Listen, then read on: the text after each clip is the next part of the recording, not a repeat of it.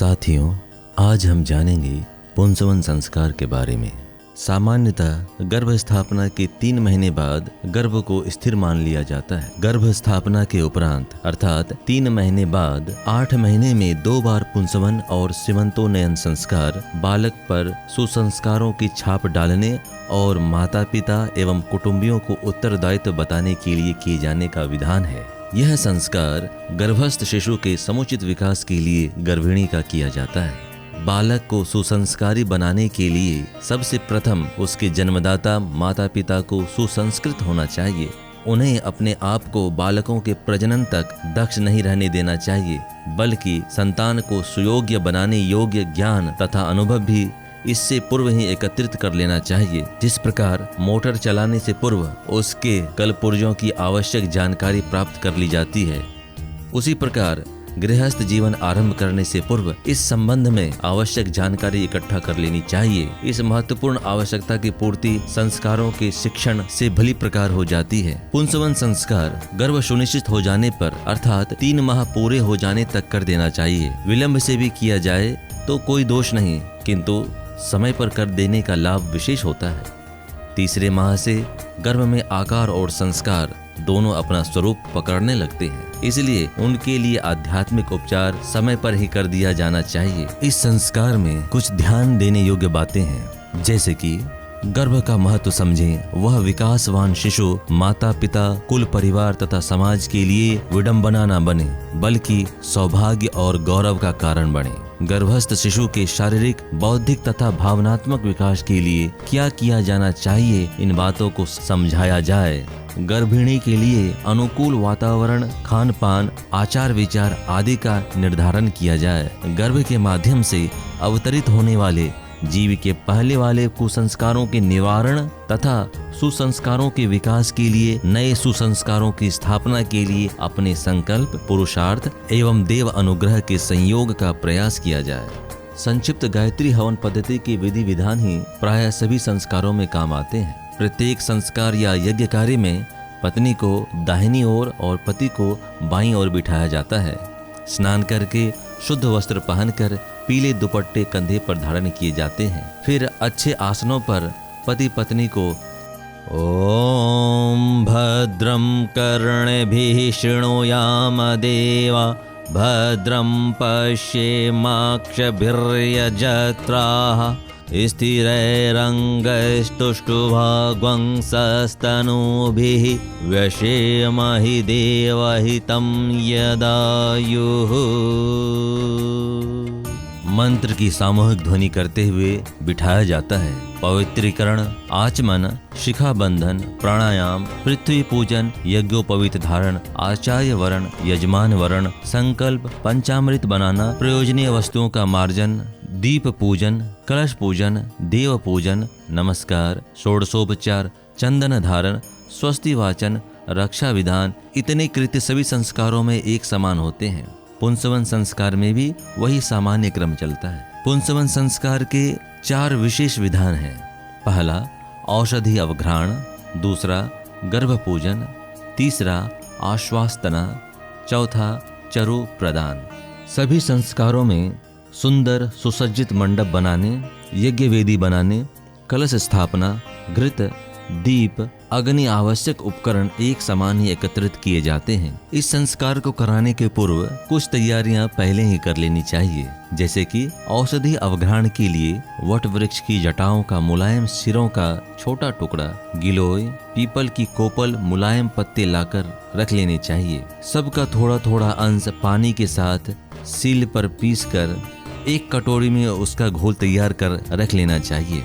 साबूदाने या चावल की खीर तैयार कर लेनी चाहिए। जहाँ तक संभव हो सके इसके लिए गाय का दूध प्रयोग करें। खीर गाढ़ी होनी चाहिए। तैयार हो जाने पर निर्धारित क्रम से मंगलाचरण, षटकर्म, संकल्प, यज्ञोपवीत परिवर्तन, कलावा तिलक एवं रक्षा विधान तक का यज्ञ क्रम पूरा करके पुंसवन संस्कार के विशेष कर्मकांड को आरंभ किया जाता है। आइए अब जानते हैं पुंसवन संस्कार के 4 विशेष विधान के विषय में। औषधि अवघ्राण। इस संस्कार में औषधि की कटोरी गर्भिणी के हाथ में दी जाती है। वह दोनों हाथों से उसे पकड़ती है। मंत्र बोला जाता। गर्भिणी नासिका के पास औषधि को लेकर जाती है।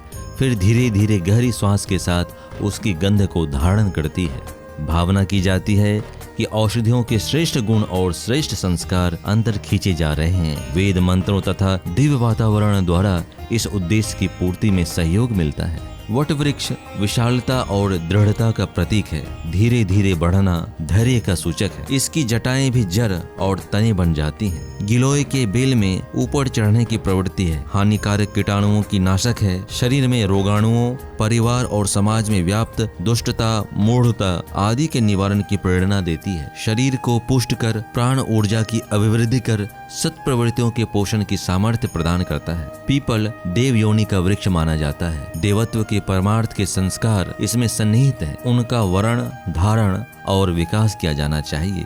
सूंघने और पान करने का तात्पर्य श्रेष्ठ संस्कारों का वर्ण करना और उन्हें आत्मसात करने की व्यवस्था बनाना है। ऐसे आहार तथा दिनचर्या का निर्धारण किया जाए। श्रेष्ठ पुरुषों के प्रसंगों के अध्ययन, श्रवण, चिंतन द्वारा गर्भिणी अपने गर्भ में श्रेष्ठ संस्कार पहुंचाए। इसमें परिजनों का सहयोग अपेक्षित है। गर्भ पूजन। गर्भ कोई कौतुक नहीं, एक बहुत बड़ी जिम्मेदारी है।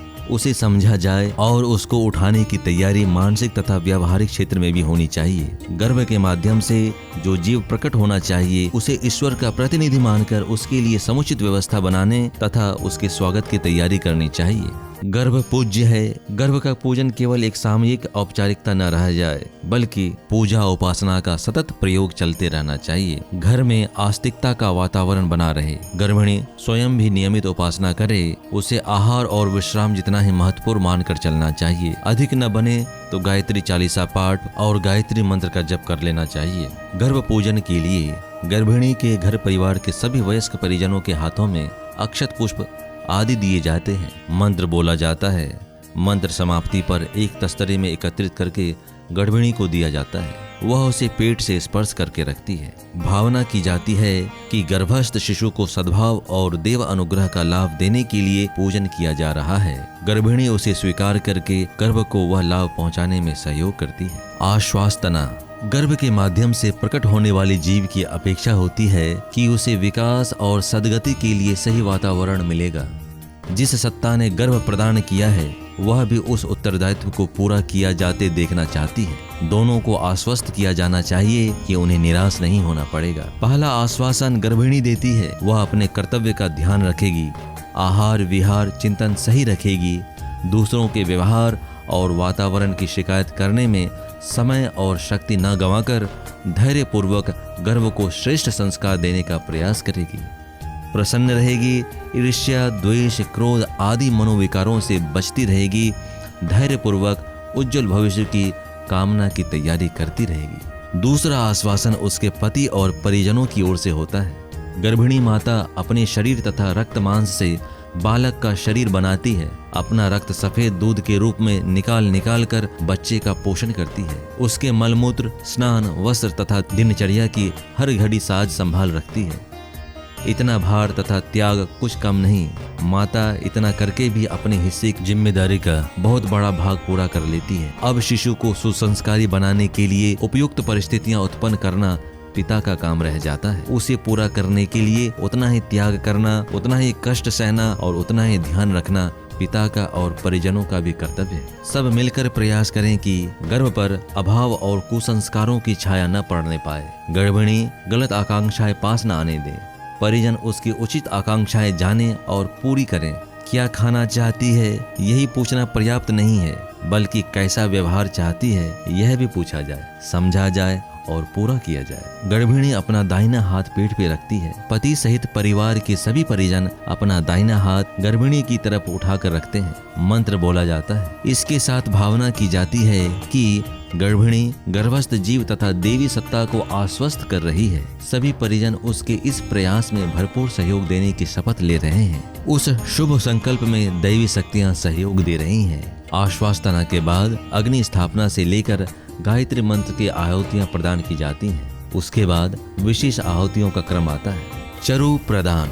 आहार को विशेष आहुतियों के बाद बची खीर प्रसाद रूप में एक कटोरी में गर्भिणी को दिया जाता है। वह उसे लेकर मस्तक से लगाती है। सारा कृत्य पूरा होने पर पहले उसी का सेवन करना चाहिए। भावना की जाती है कि यह यज्ञ का प्रसाद दिव्य शक्ति संपन्न है। इसके प्रभाव से राम भरत जैसे नर पैदा होते हैं। ऐसे संयोग की कामना की जाती है। सारा कृत्य पूरा हो जाने पर विसर्जन के पूर्व आशीर्वाद दिया जाता है। आचार्य गर्भिणी को शुद्ध मंत्र बोलते हुए फल फूल आदि प्रदान करते हैं।